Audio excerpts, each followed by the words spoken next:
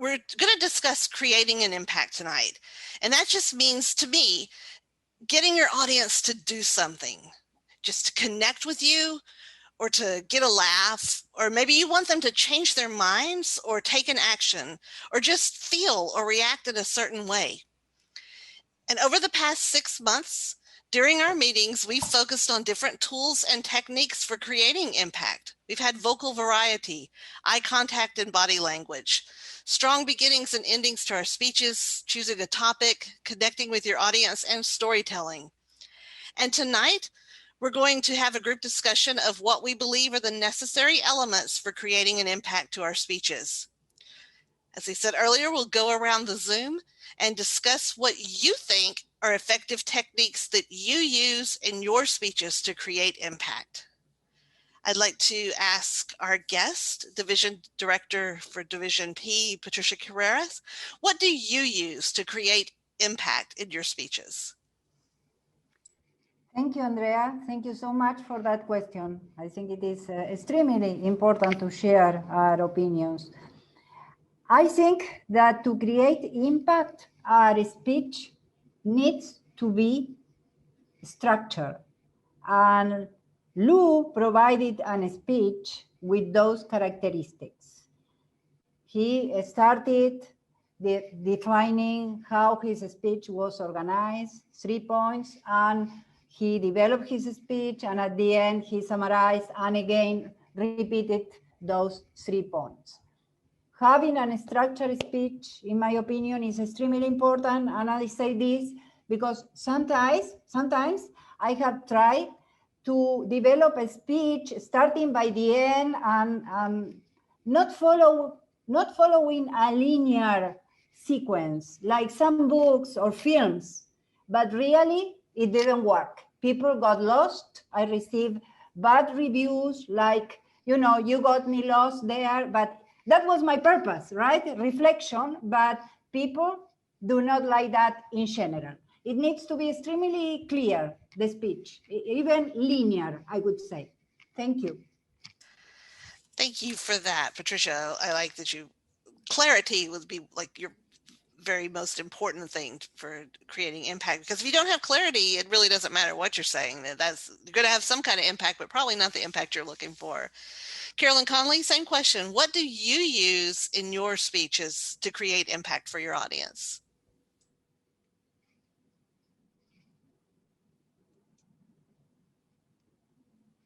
Take a minute to unmute everything. Hello, fellow Toastmasters. This reminded me of a story that was actually shortly after my 21st year. After I graduated from college, I took speech. I'd first taken public speaking in high school because I'd taken Latin, and I learned that oratory was very important to the Romans. And I thought, then it should be important to me. I don't know why, they were all men 2,000 years later, but I latched on to oratory. Well, after I graduated from college, I wanted to become a better speaker, and I got an instructor. She had been an actress, and she taught me the Stanislavski method, but I'm not sure that it was Stanislavski. It was a Russian, Lee Strasberg. I think it was Lee Strasberg. At any rate, I was coached by her for a couple of years. And if you want to make an impact, the most important thing is to know your intent. To know your true deepest intent, you must go deep inside yourself, what your values are, what you really want to do to touch humanity.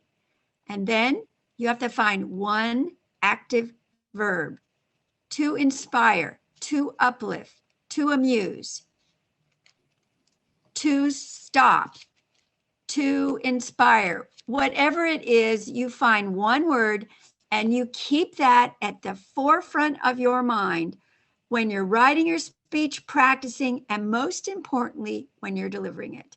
And to me, I still use that. It still comes to mind. And in a way, it's become second nature to me, because I am not one that really is into things like the international speech contests. And I know you folks, I don't have a humorous bone in my body, but there are times when I want to get a message across, and the teaching from Barbara Barreau, from her acting instructor from New York City, still lives in me today. Hey, thank you. I've heard more than once that we can learn a lot about what we do through actors and how we act. I mean, I don't think that takes anything away from your genuineness either. If you're relying on some acting tools and you have your one word, I think that helps get you right where you want to be. Toastmaster Fran, would you like to answer the question about what you do to create impact in your presentations? You are muted.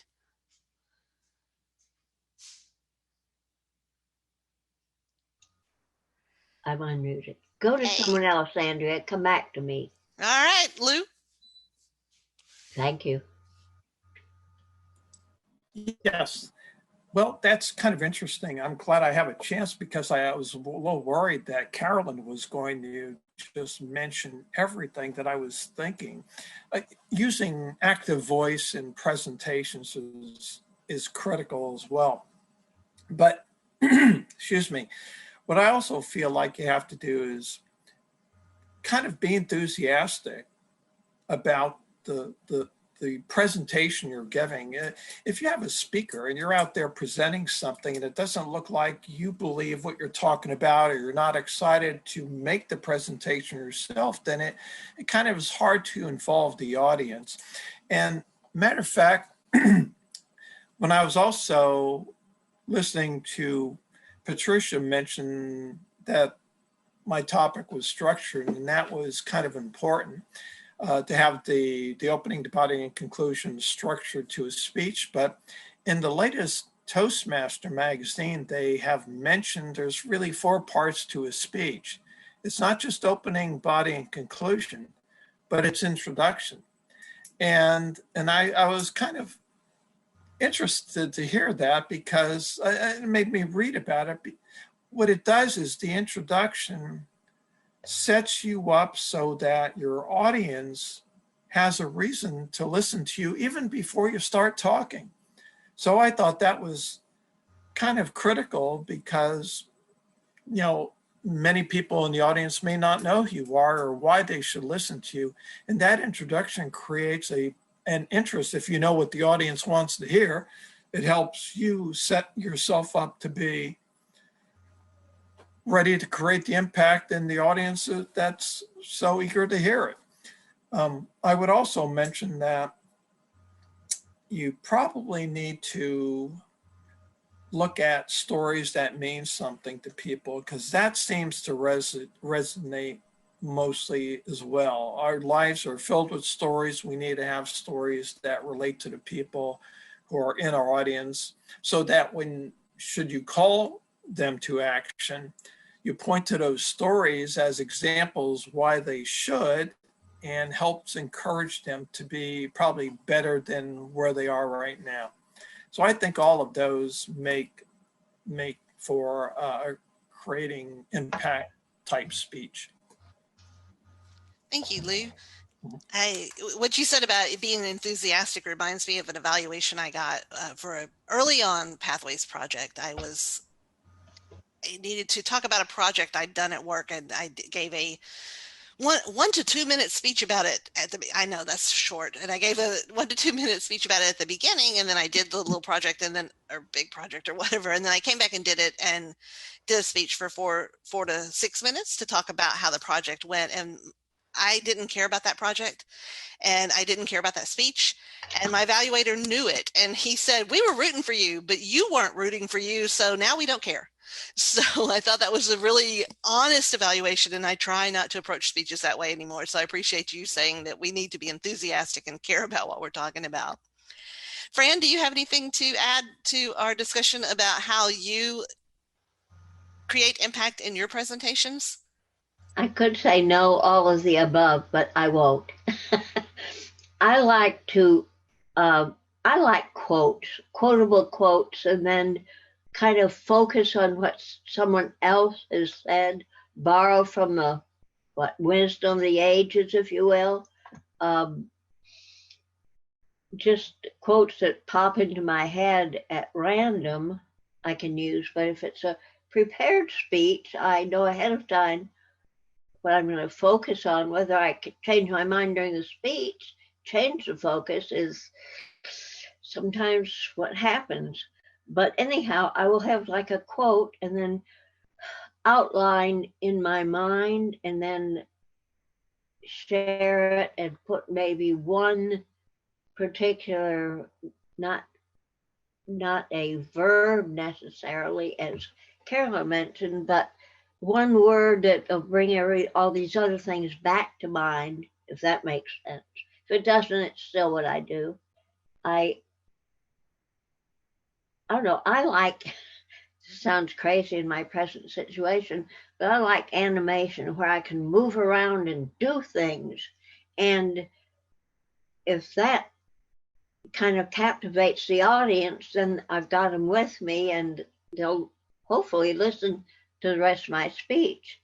Again, this isn't a thing I can do now, but if I watch my audience reaction, and I like to watch my audience reaction, and depending on what they do or how they react, I respond and change my direction or my words or my movement. Sometimes I remember one introduction I had forever ago that I just went into the introduction and said something, gave an absolutely ridiculous statement and paused and said, just want to see if you were paying attention. And the eyes popped open. They said, what'd she just say? And I thought to myself, aha, they're not really listening. You know, just little gimmicks, if you will, that it's no real set rules. It's just kind of being me. And I think that's important in speaking. Like what would work for me wouldn't work for someone else.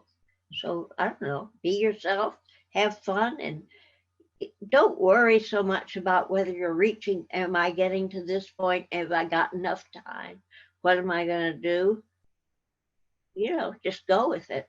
On some of my speeches where I was really wanting to make an impact, I'd have notes, and these are written out speeches, and I'd have notes in the side.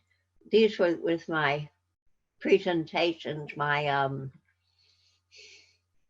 prepared speeches, you know, where you're giving a speech that someone else has already given, like Joan of Arc or somebody.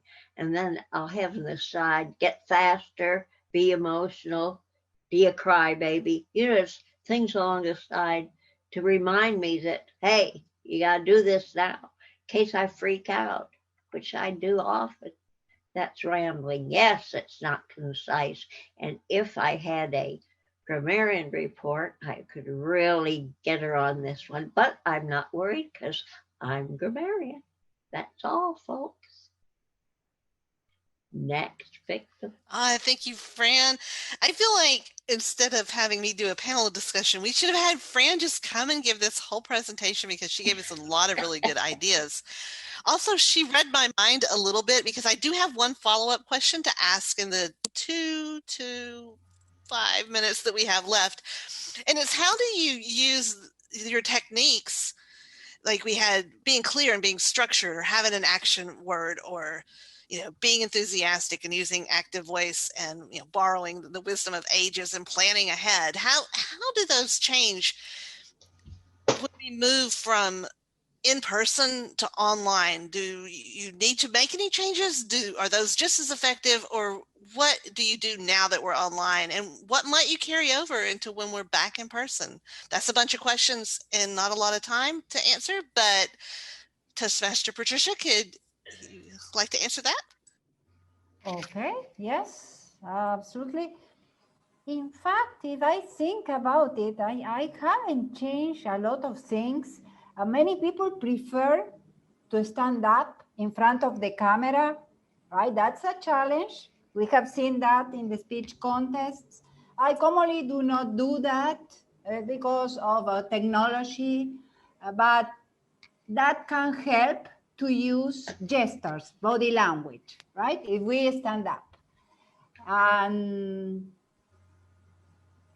not much more. That would be what is different. Just to reproduce a face-to-face environment, try to stand up in front of the camera to keep the body language. Because if not, obviously, body language is almost non-existent. Thanks. Thank you. Could not agree more, because no matter how much you do this, if you do it down here, never going to see it. Toastmaster Conley, how do you translate creating impact now that we're virtual instead of in person? Whoops. It's not, oh, I'm sorry, just a second. It's like, there we go. Hi, everyone. I have used my content as much as anything. I have also practiced with my gestures on a small screen so that I put them in a relative position that people are going to see and think about what my gestures are. Also, we've worked together to learn not to do fast gestures, sweeping gestures, out of the field of view gestures. For me, it's always been about content. I guess I'm a little bit of a serious person. Also, I'm not a good example here, but what you have in your background, how you're dressed, your hair. I have noticed on professional work meetings that the women put on a little stronger makeup so that their face is more defined, which I don't do for Toastmasters, but I think it's a wise idea if I'm making an important presentation. So those are some of the things that I do. Thanks for asking. Thank you. Those are some really good tips. I am definitely guilty of the sweeping out of frame gestures. Thank you. I never even thought about putting on makeup. I thought now that we're virtual, we don't have to wear any at all. And now you're saying we have to wear more. How exciting or not.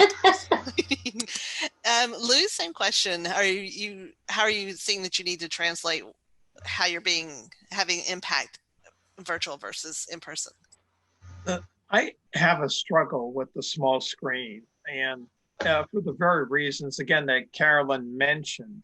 I feel like what's happening to our body language when eventually we come back to a full room and we're in person, how are we going to resurrect what we did with our gestures?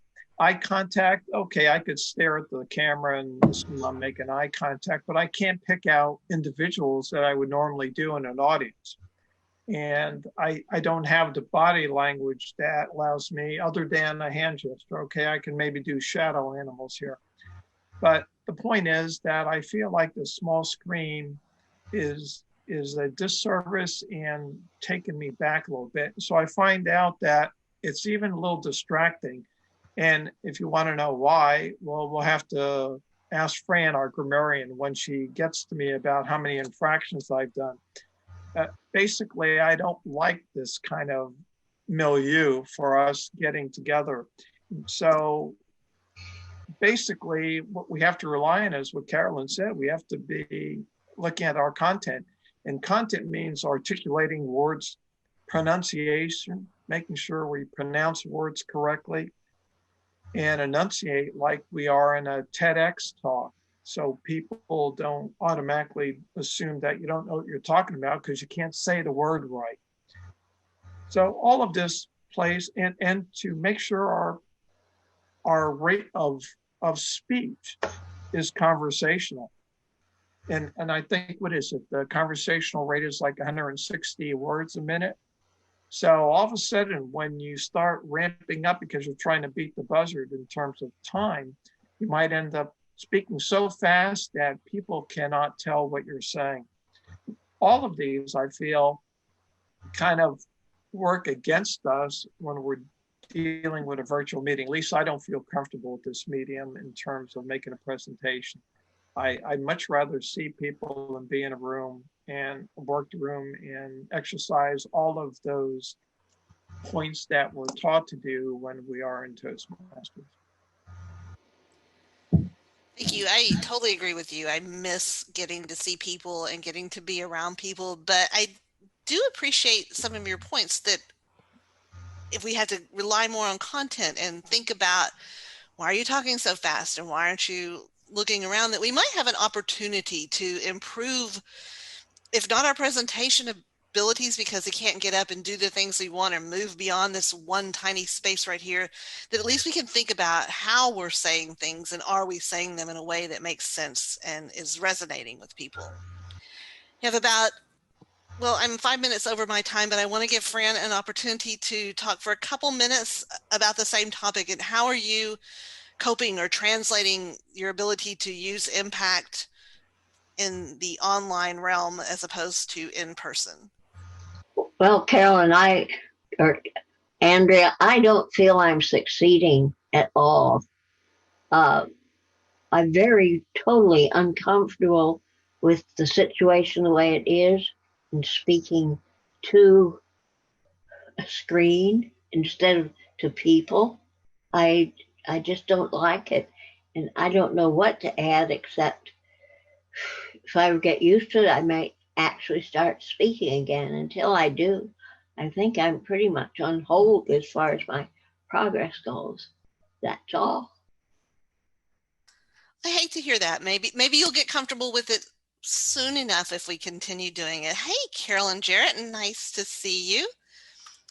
I think we're wrapping up. I want to go ahead and give a little recap about what we talked about. We talked about some of our ideas for how to create impact in our presentations. Patricia offered that we need to have clarity and have structure in our speeches, and that's the first step in having impact. Carolynn Conely told us that we should have an active voice and choose an action verb and build our presentations around that. Lou said that we need to be enthusiastic and care about what we're talking about, and you can create impact. And Fran offered us a lot of tips, such as using quotes, borrowing from the wisdom of the past, and coming up with some gimmicks and ways that you can engage with the audience and pivot your speech and respond to how the audience is responding to you. And talking about how moving forward in the virtual world versus the in-person world and still having impact. You know, people like to stand up. When we're giving a speech, we would never be in a Toastmasters meeting and all be sitting down. When you're up, you would be standing up. And so that is something that we could do in our meetings if we wanted to, when we knew we had a presentation, stand up and use our gestures. If we're going to continue to sit down, be deliberate with our gestures, know where the screen is. It's right here, not way out here or way up here or over here. Well, I guess actually it is over here, but it can, and not move around too fast. Lou let us know that, you know, while we're struggling with this, we can start thinking about our, you know, we don't have that body language, and we may lose some of our ability to make eye contact because what we're making eye contact with right now isn't each other. It's with the camera that's saying, look at me. But it might be an opportunity for us to think about improving our content and improving the way we say things, even if the way we conduct our bodies is a little bit different. And Fran's not enjoying this, and neither am I, Fran, but hopefully we will get to doing this better. And I hate that so many people didn't come to the meeting tonight, because this was a fantastic discussion, and I think we learned an awful lot, and they just straight up missed it. And that is their loss and our gain, because we know, but maybe we'll, I'll share it with Carolyn to put in the minutes so they can at least kind of know about it. And with that, I have finished mine. I'm about 8 minutes over my time. I apologize for that.